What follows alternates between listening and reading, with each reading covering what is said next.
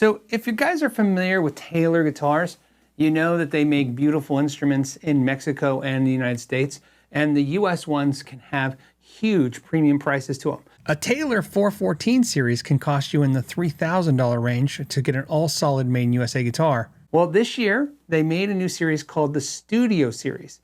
This is the 414 CE Studio, but this one was sent to me by Guitar Center to do this video, and this one has the Sunset Boulevard finish, which is an exclusive finish to Guitar Center. So for this video, just keep in mind, you can buy this in the Tobacco Burst, you could buy it in natural, or you can get it in an exclusive Guitar Center finish that has gold hardware and improved inlays, or more beautiful inlays. If you're familiar with the Taylor gig bag, this is not the one you've used before. So a couple changes.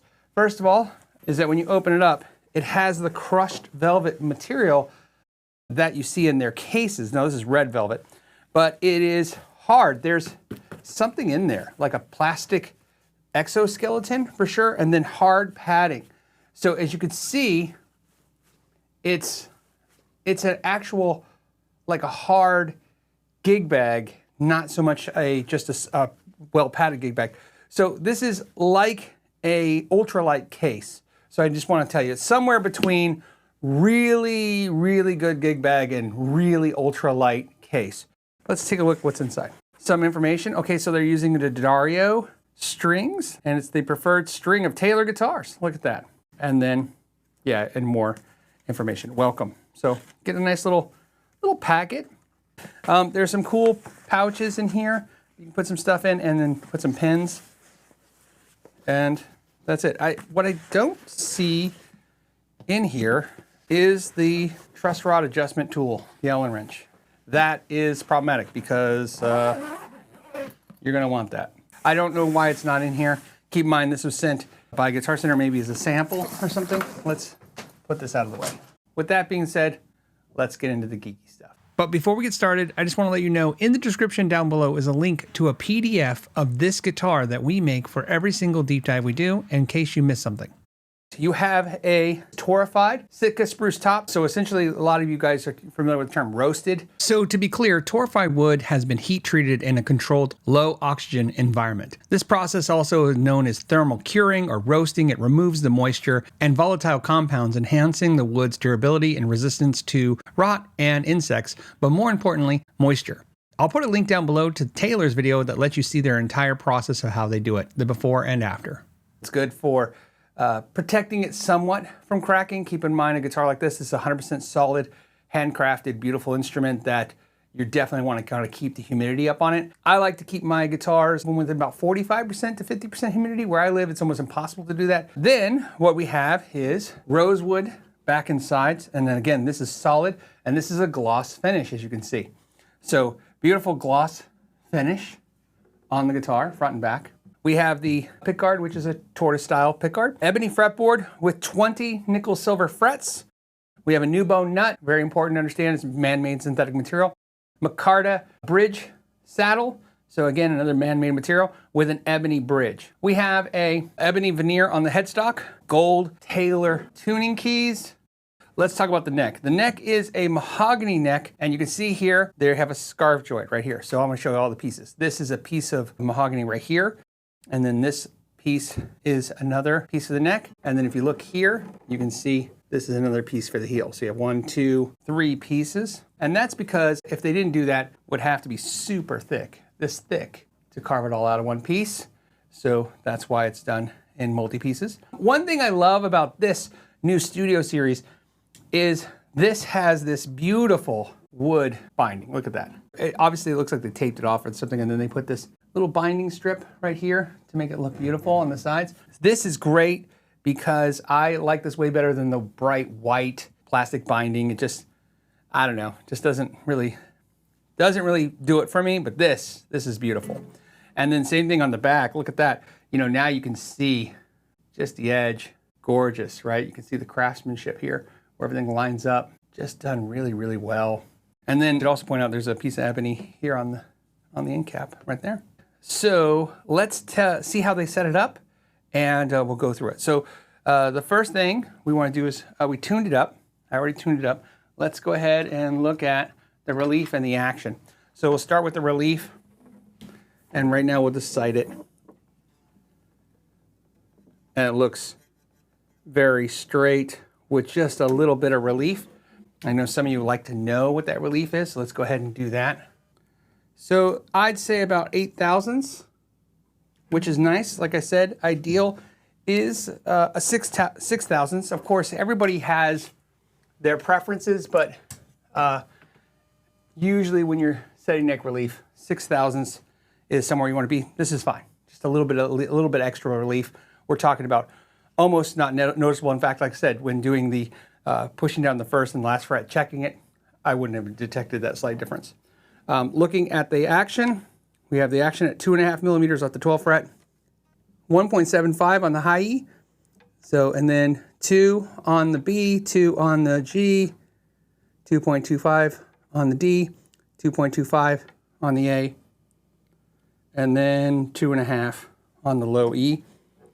And so electric guitars, we usually see them about 2 millimeters. Acoustic guitars, we usually see them about 2.5.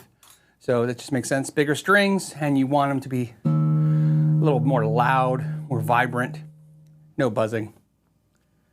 So that looks good as well. Let's go ahead and check the frets. Let's get a guitar pick, and I'll play all the notes and see if I can hear any dead frets or have any issues there.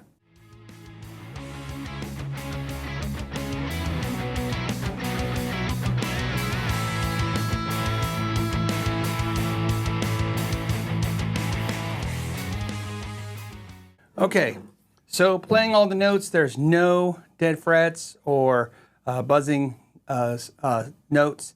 Let's go ahead and check the frets. Now, the first thing I want to do is feel how they're polished. And they're polished really well. I mean, they don't feel gritty. Not that I expect them to. I mean, it's a really nice crafted instrument. Let's go ahead and check the fret ends, especially on acoustic. And we'll do the sock test to see if there's any fret sprout or anything like that. A teeny little bit. So, but look at this. Nothing on the sock. And I'll tell you what I think that is in a second. Let's do the other side. Okay. So no issues with the frets. Now, I know what you're thinking. I'm going to give this a 5 out of 5. I'm not. I'm going to give it a 4 out of 5. Why? Because I can feel these frets have sprouted a little bit. The tang, the blade, essentially the tang of the fret, are all lightly, you can lightly feel them poked out from the ebony, just a little bit. Now again, I'm in Arizona, very dry climate. So the guitar got here, and probably what happened is within 24 to 48 hours, it just was too dry. Currently, it is 39% in the shop right now. So it's a little on the dry side for sure. This is brings up a really cool thing, which is, you know, when they do a really good job on the frets, polishing and rounding them and doing what they're supposed to do, doing a beautiful job, it tells you how even like something as delicate as a nylon sock can't feel any of the barbs. So like I said, I can detect that they're sprouted, but they don't feel bad, and it obviously doesn't detect any scratching or anything. I just want to let you know they have sprouted a little bit, but because of the craftsmanship, there's no issues, which is nice. In this case, would I then use a file, like a fret and dress file, and polish these side tangs up? Believe it or not, no. In this particular case of this guitar, if this guitar was staying, this guitar is going back to Guitar Center. If this guitar was staying, I would put a humidifier in here in the sound hole, one in the case at the headstock, shut the case, and leave it for a couple of days and see what happens. Because like I said, it's just probably too shocking to come to the desert. The wood doesn't like the desert. Okay, so that's pretty cool. Let's check the nut. And we'll do that. We'll just push down on the 3rd fret. See how much play is there. There's a little teeny bit. Okay, on the A is good. D, G is good. Yeah. I really care about the nut slots being cut correctly for two reasons. One, for intonation purposes, especially when playing chords up here, that you can push chords sharp if the slots aren't cut deep enough. And if they're shallow, in other words, the string is too high in the nut, it really makes certain chords like barred F chord really hard, right? Pushing those down. So we want to talk about the radius. Looking at the radius, I'd say it's about 15-inch radius, so somewhere in between 14 and 16-inch.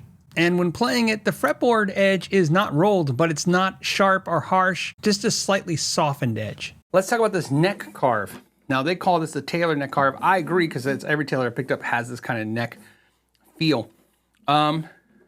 This is what I think Taylor does, and why I think Taylor has this love, and I wouldn't dare say hate.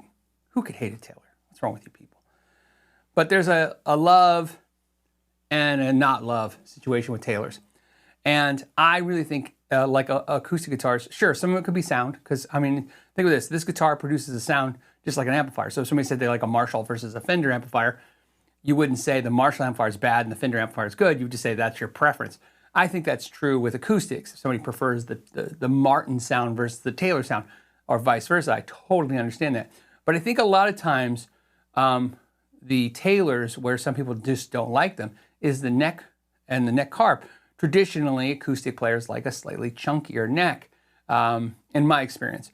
So a little bit thicker, maybe a little bit wider. This guitar has a very, in my opinion, very small neck. So a lot of them, especially the electric guitar players, pick up a Taylor and they're just like, wow, this is like my electric guitar, but of course it's acoustic and it sounds beautiful. There's no real transition for me to get used to. There's nothing for me to adjust. So that's how I feel. So this neck carve, I would say, familiar-wise, let's put it on one of our standardized templates, and I'm going to use a Strat, believe it or not, template to see where we're at. So looking here, you can see, if you're a Fender Strat fan, this neck's for you. We should get some measurements. I know you're going to want to see the measurements.